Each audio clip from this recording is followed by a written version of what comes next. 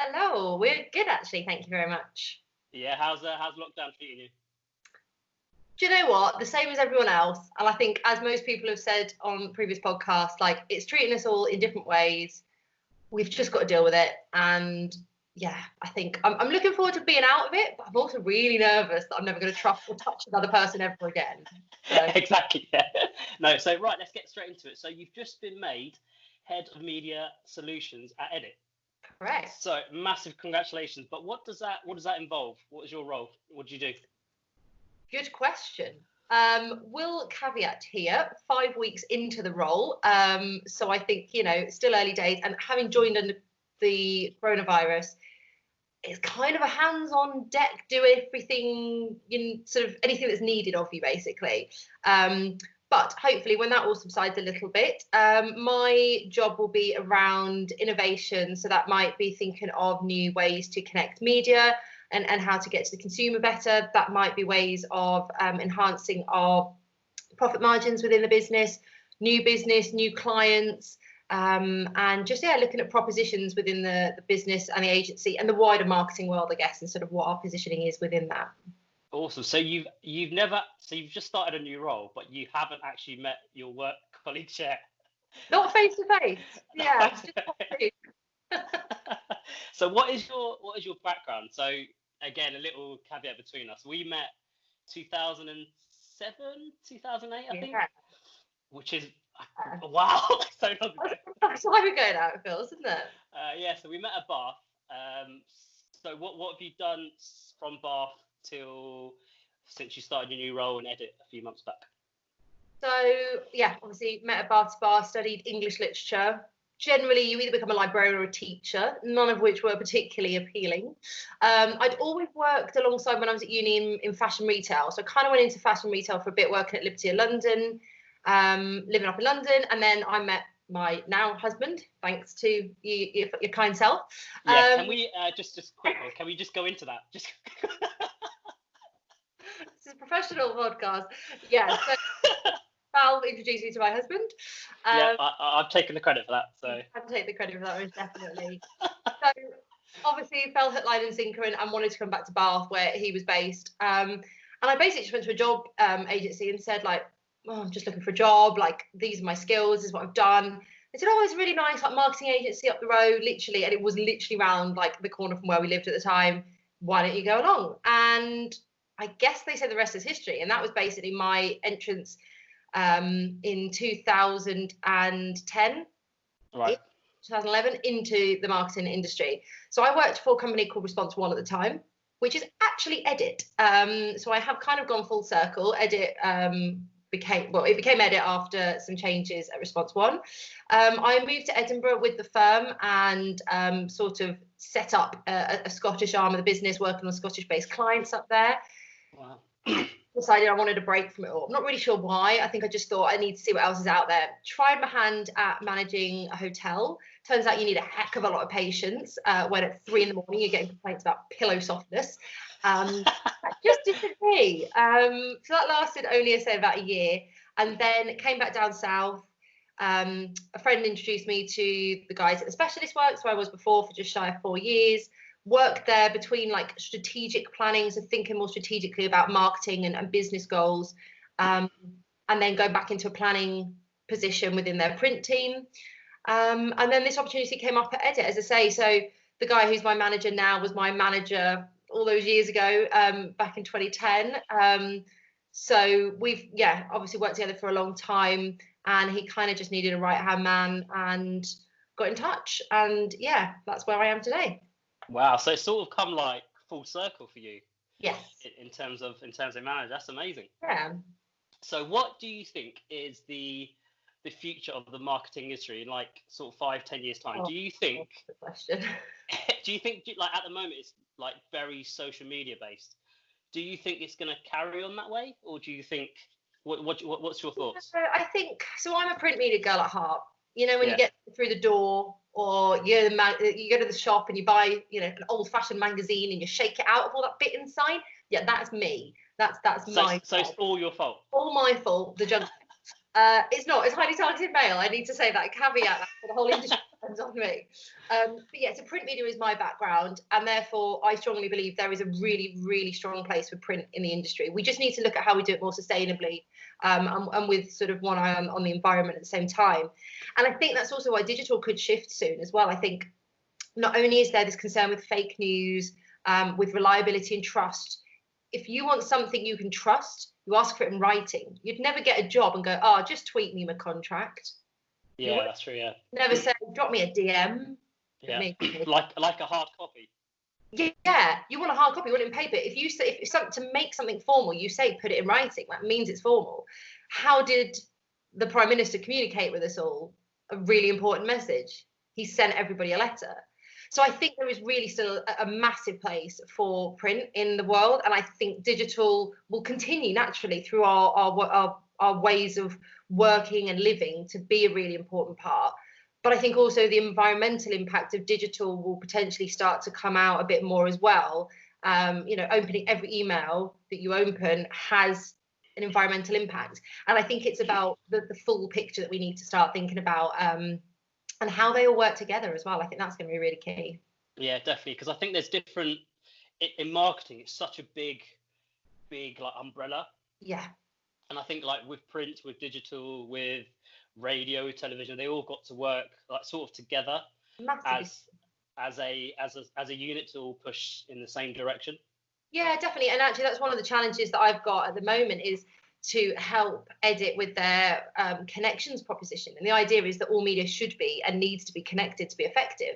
If you get a piece of mail through your door to sign up to a new coffee subscription company, but you've never seen them on TV, you've never heard about them on the radio, you've never seen them in the out-of-home space, all of a sudden it's sort of hard to build a brand with just one medium. You need to create broader awareness, and then you need to sort of funnel down. I think sometimes people just get set on one channel, or I want to be a TV advertiser, but then they forget all the other bits that go with it. So yeah, it's an interesting challenge. Definitely, yeah, it is. So in terms of like managing people, do you have like a sort of technique, or do you have a like sort of skill that you use, or do you think you need like certain qualities? So this is a really, really awkward question for me, because in all honesty, one of the things I'd had a conversation with Edit about when I started was actively not managing people, because I think I am absolutely pants at managing people. Okay. So to your question, I do think it takes a really certain special kind of person to manage people effectively. I mean, I guess that's the difference. I can manage someone, but I don't think I'm very good at it, and therefore it's not fair on me or that other person. I think to be a really good manager, you've got to have really good patience, like really patient.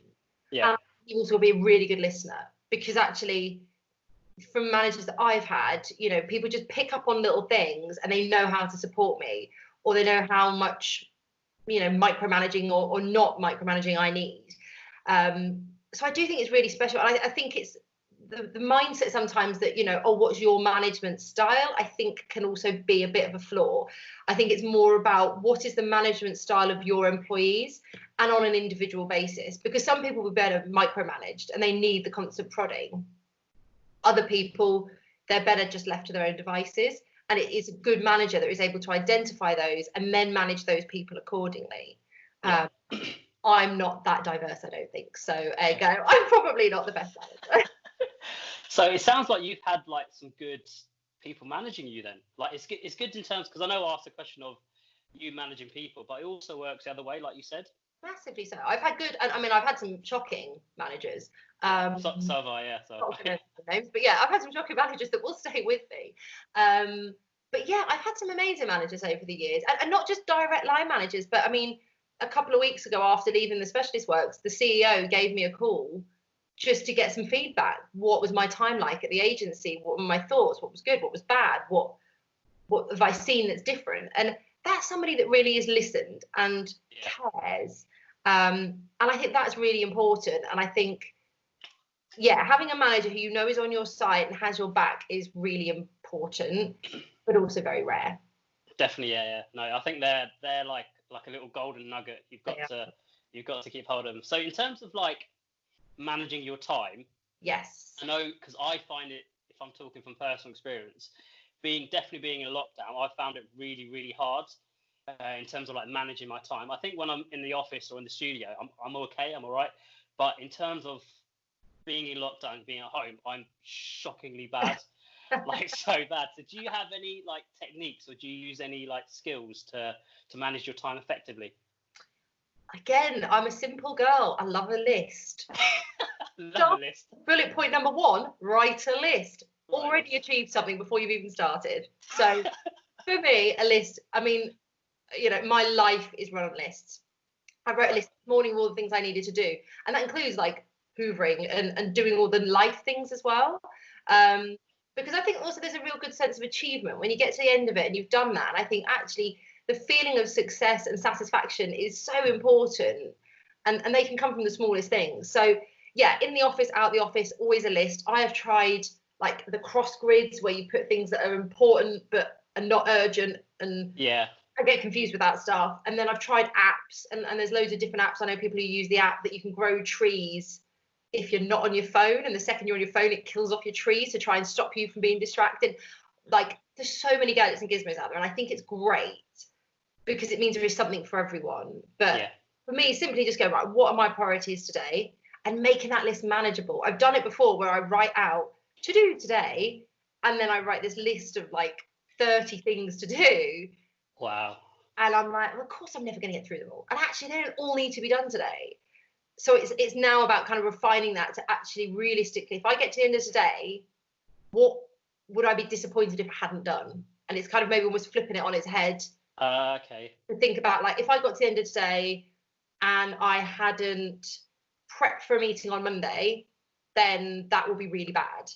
But if I get to the end of today and I haven't done the housework, like, yeah, that can wait till Monday. That can wait till Monday. Okay. So yeah, that's kind of my and working from home.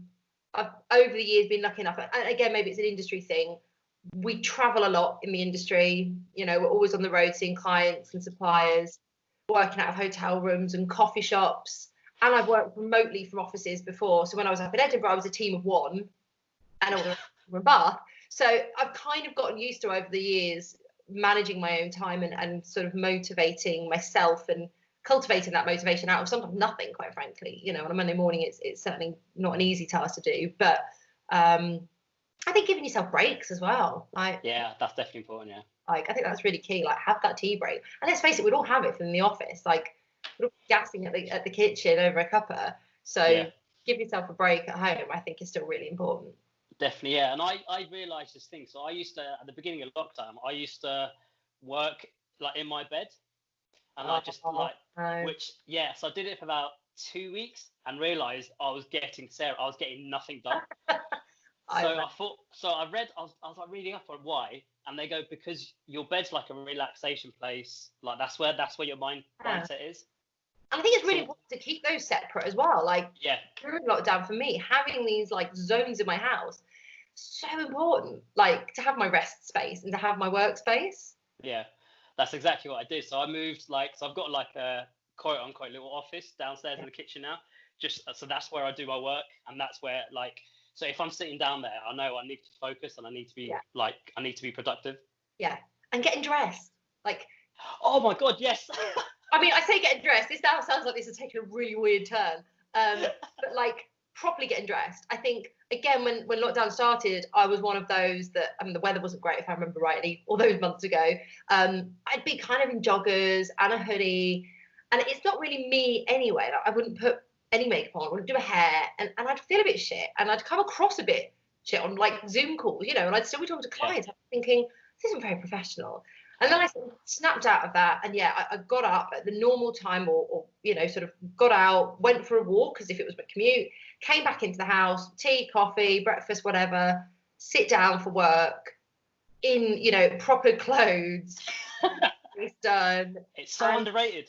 It made me feel better, and I think not only does it make you feel better, it makes you more productive, and I think other people just appreciate it a little bit more. I think as we get into summer as well, I'm kind of a little bit nervous we're just going to have people in like bikinis and swim shorts on Zoom calls, which terrifies me slightly.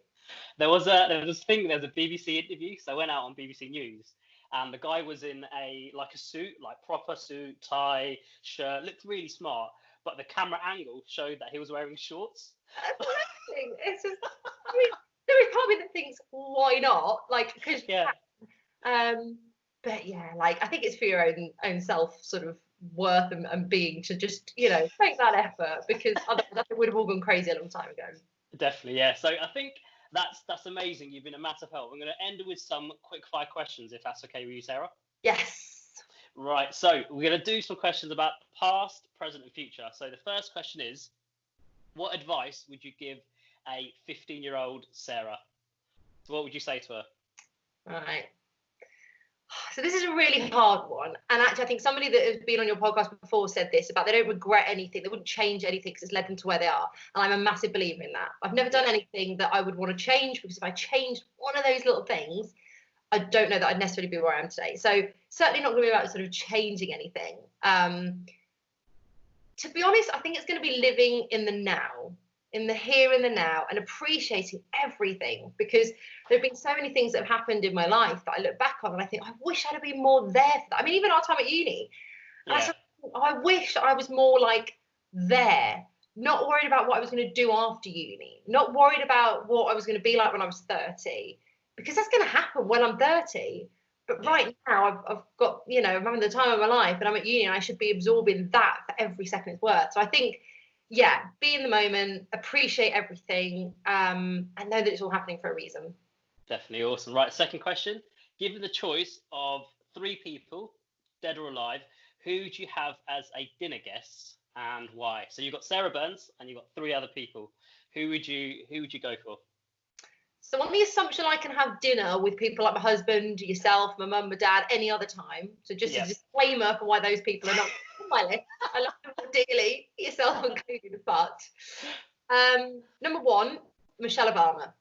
Oh, I feel like, I just feel like the word legend, and leave it at that. But I read her book, as I'm sure many people have, and it was just insane. And not even from like a business or a professional sense, but one of my favorite bits was where she talked about how they were just moved into the White House, and Barack turned around to her and was like, look how tiny my wardrobe is for the first time in my life. And she commented, no, your staff have now made your wardrobe that neat. It's not you. And it was that sense of just realness that I just loved about her. And I think we've all seen the great work that she's done as well. And I think she would just be a really cool person to have. I think she'd be inspiring, but without making you feel like shit. You know, those people that are so amazing, they make you rubbish. I think she'd make you feel great, and you'd walk out like on a cloud of like air. I think it could be great. Have you seen her documentary on Netflix? No, I haven't. Oh, Sarah, you need like to. Her story of the book, isn't it? That's it. Yeah. So it follows her on the book tour, like around America, and she meets like all these like amazing, incredible people, and some of the advice that she drops, it's like she should be charging people for that. It's like it's just amazing. It's like you said earlier about her just being inspirational, especially in the current climate we're in the moment, being a black woman. Yeah. She's just. We need more people like her in the world. Who else would you have? So I love to travel, as many people know. Okay. This is a bit of a killer time for me. But actually, I've done a lot of reading whilst I've been on lockdown. And there is a guy called Simon Reeve, who many people will know about from BBC documentaries. And he is fantastic, absolutely amazing. He travels the world. He's been to all the stands. He's been around Americas. He's done trips to Russia. And he's sort of this mix of like a bit of like an Attenborough-esque kind of guy, but with a bit of journalism as well, and sort of the political temperature of places as well. And so it's not just about traveling for travel's sake, but it's about learning about the people and the culture. And he's just fantastic. And again, I read his book recently, which was just really inspiring. He's had a really tough upbringing. He kind of got into this industry by a bit of fluke, but that seems to really undervalue what he's done, because it was also a lot of bloody hard work and determination. So yeah, him for some travel advice, definitely. Awesome. And your third, who would you have as your third? So my third one would have to be my all-time screen heroine, which is Audrey Hepburn. I have always been a fan of her. Again, another woman who has just carried herself with such grace. And I think, for what she did for the fashion industry, I think was amazing. She really, really pushed, women being able to wear just trousers, and that being acceptable and graceful and feminine still. but actually what she did off screen as well. I think she has done a heck of a lot of charity work. Her family still do a lot in her name for various charities. And I think she would have just been, yeah, I think she would have just been the most amazing person, like the kind of person you just would want as your aunt or something. Like she just, like, you know, on screen, she was fantastic. Off screen, yeah, for fashion, for all that kind of stuff, she just did some amazing, amazing things for women and for the world. And I think she just would have been amazing. That's incredible. I think that's a good dinner party. I was about to say house party, which is totally the wrong. That's not a house party. I'm sure that would be really cool. So Michelle Obama, Simon Reeve, Audrey Hepburn, and Sarah Burns. Indeed. That is a dinner party and a half. Yeah. So last one before we end, where do you see yourself in 10 years' time? So what will Sarah Burns be doing in 2030? Sorry? Lockdown. Oh yeah, fingers crossed. Fingers crossed. Do you know what? I think I've got to refer back to my point earlier about what advice I give my 15-year-old self, and it's what I'm giving my 30-year-old self right now, which is to not look to 10 years in the future, but to really focus on now, what I'm doing now, and just nail that. Because if I get it right now, then what happens in 10 years will happen in 10 years for the right reasons, hopefully. I think just being happy and healthy and really living in the moment, which, my God, sounds wanky now I've said it out loud, would probably be where I want to be in 10 years. I mean, ideally, I'd like to be living a nomad life and in a, I don't know, sitting in a cabana in Bali or something and working from there. And who knows, maybe that will be possible as a silver lining to everything that's happened with the lockdown. Maybe we can all be a bit more agile with where we work. But happy and present for now, and whatever happens in 10 years, I will just deal with it then. That's amazing. I can't think of a perfect way to end. Thank you, Sarah. No worries. It's been a pleasure.